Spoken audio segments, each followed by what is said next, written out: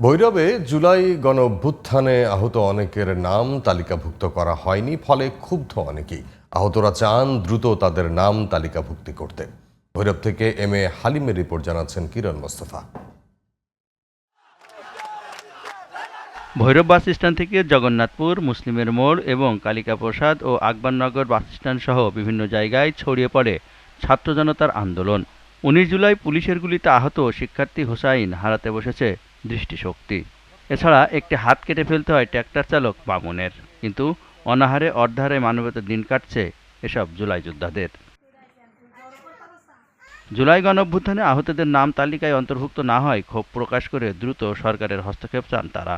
বাম চোখে এখন বর্তমানে বুলেট আছে, এখন তো ঝাপসা দেখতে পারি, কিছুদিন পর না হয় আবার চোখে দেখতে পারতাম না, আমার দুই চোখে।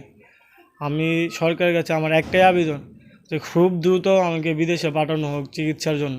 বর্তমান যে সরকার আছে সে যদি একটু আমাদের দিকে একটু সহযোগিতা করে তাহলে আমরা দুই দায়ের মুখ খেয়ে বাঁচতে পারবো। আমার শরীরে 19টা গুলি আঘাত হয়েছিল।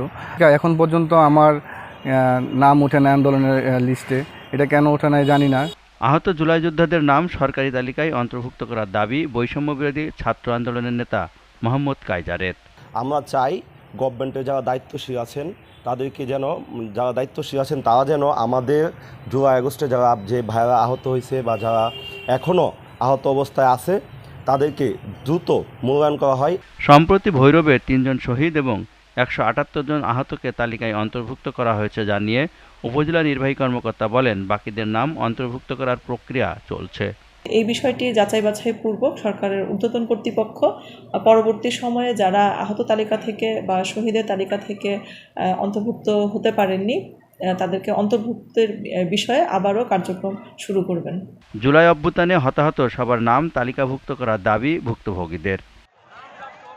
কিরণ মোস্তফা, জিটিভি নিউজ।